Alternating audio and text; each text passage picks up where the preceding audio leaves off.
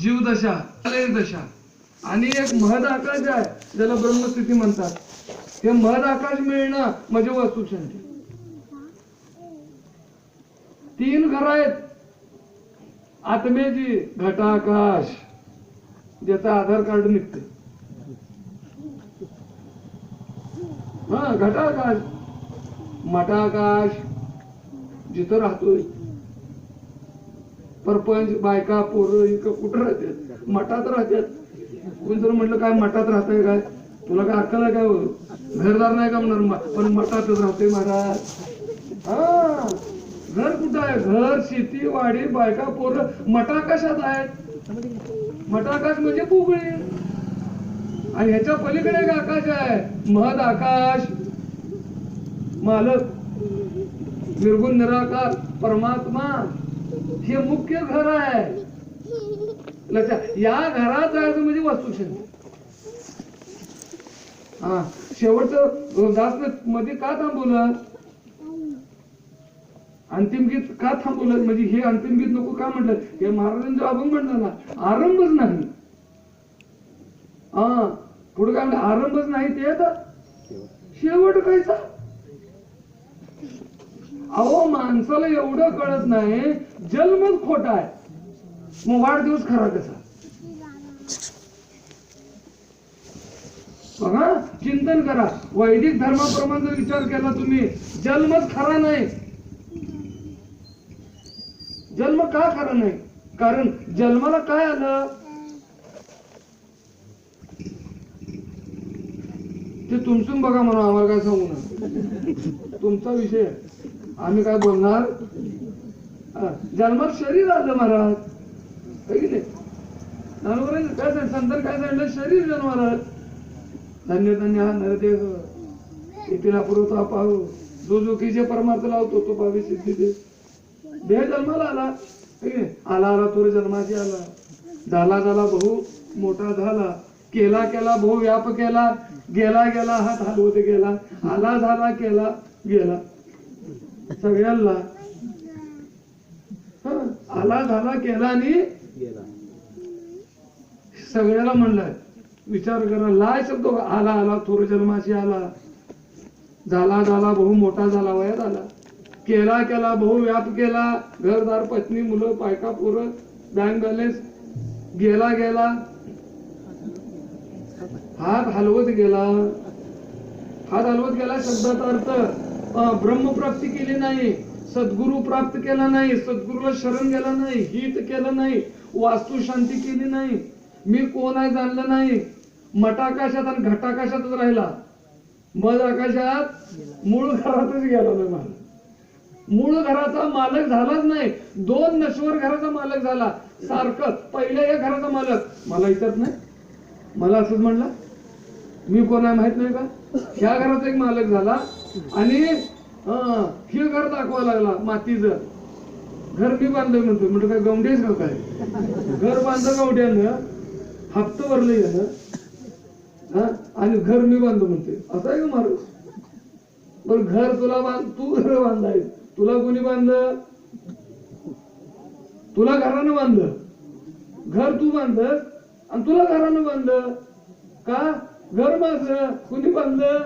घरानं बांधलं. का बांधलं? सुरुवात खरी मानली, आरंभच खरा मानला, जन्म खरा मानला. जन्म खरा मानल्यामुळं मृत्यू खरा मानायची पाळी आल्यामुळं रडायची पाळी. आणि संतांचं कसं आहे? जन्मच खोटा मानला. काय म्हणलं बघा सासंगची, आम्ही कधीचे कधीचे, आम्ही आधीचे आधीचे. आम्ही कधीपासून आहे बघा. संत म्हणतो आम्ही कधीपासून आहे, आम्हालाच माहित नाही आम्ही कधीपासून.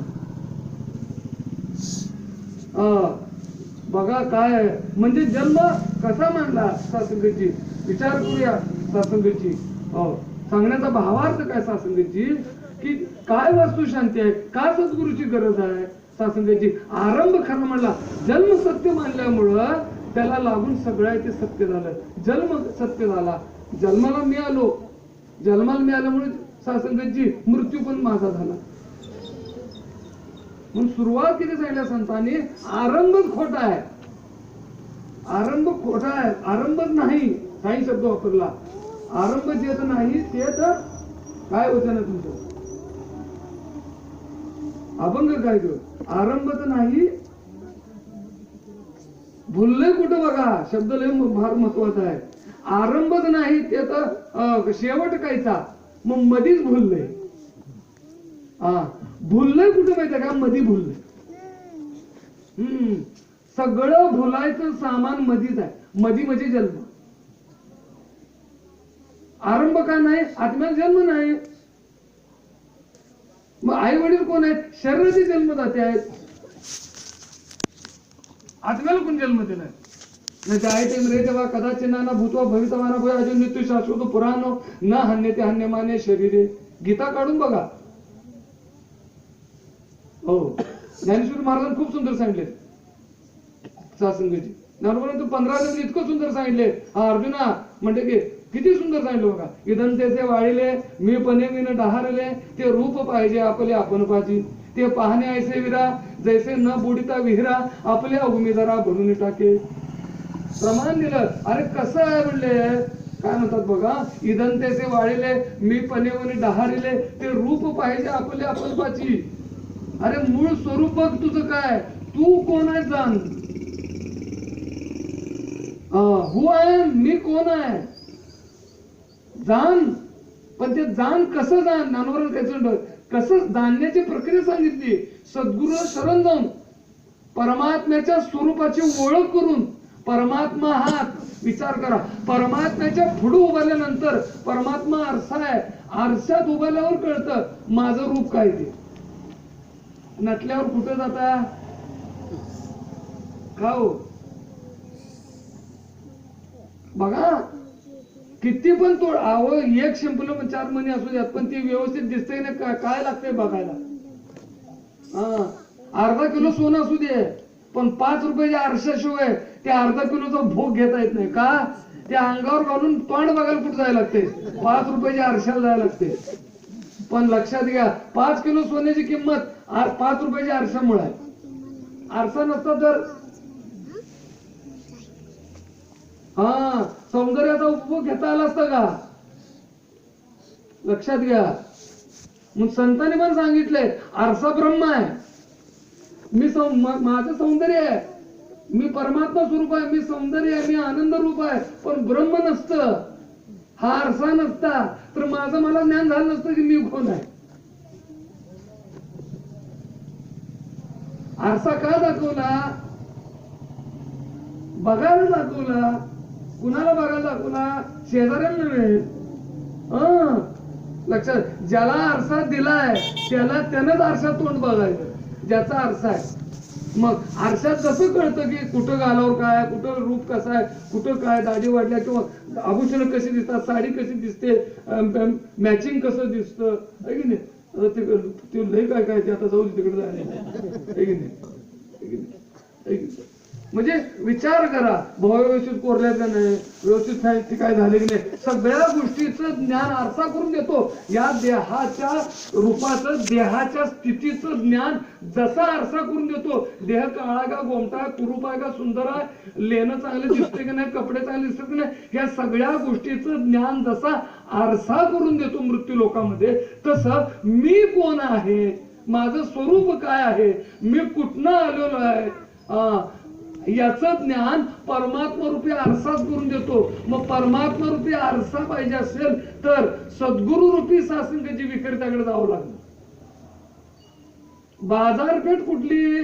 परमात्मा रूपी आरसा मिळण्याची बाजारपेठ सद्गुरू आहे. म्हणून सद्गुरू पाहिजे. सद्गुरू आल्यानंतर परमात्म्याचा आरसा मिळतो. परमात्म्याच्या आरसामध्ये जेव्हा मी मला पाहतो तेव्हा मला कळून चुकतं की मी हा एकच आहे. म्हणजे हा जसा अजन्म आहे तसाच मी अजन्म आहे. हा जसा व्यापक आहे तसाच मी पण व्यापक आहे. हा जसा स्त्री नाही तसा मी पण स्त्री नाही. हा जसा पुरुष नाही तसाच मी पण पुरुष नाही. हा जसा बाप नाही, आई नाही, कोण नाही, काय नाही, तसाच मी आहे. किंबहुना हा मी एक होऊन राहणं म्हणजे वास्तुशांती.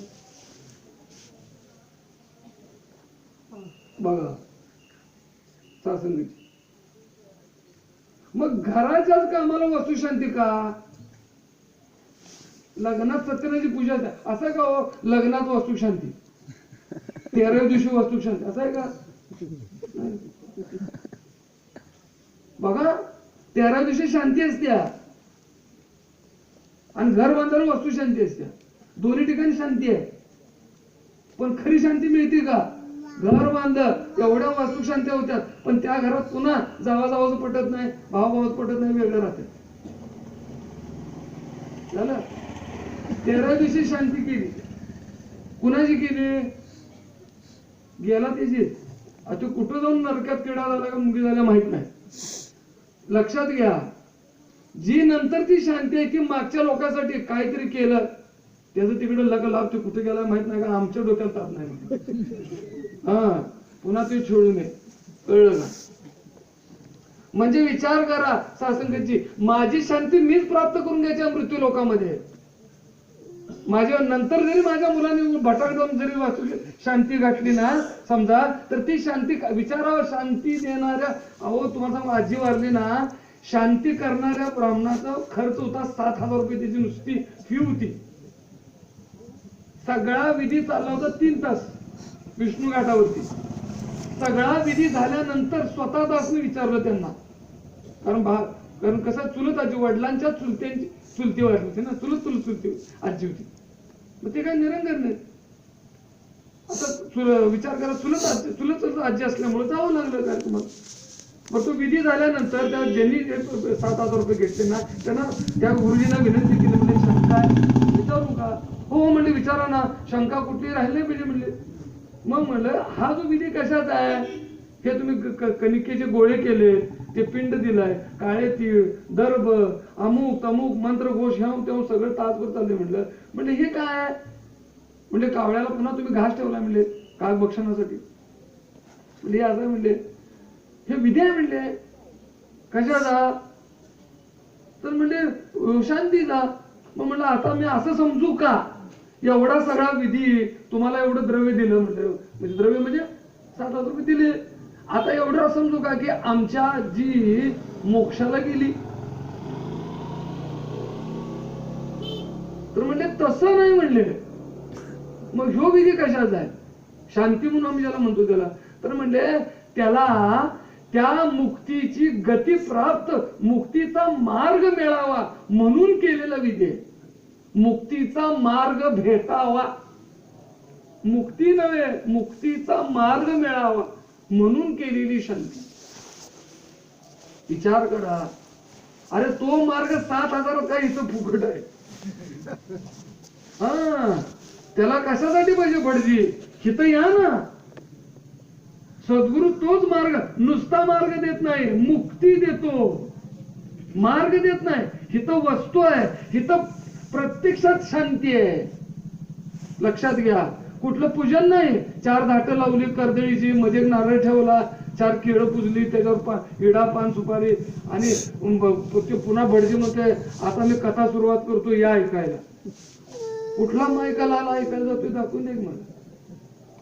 त्याला सांगतात भटजी असं करा, तुम्ही ते चालू करा, आमचं जर काम झालं ते प्रसाद करायचं, तिकडे हे करायचं, अमुक करायचं, तमुक करायचं, पाहुणा आल्यात, मग ते आचार्याकडे काय कम पडते बघायला पाहिजे, तुम्ही आपलं चालू करा, झालं की सांगा.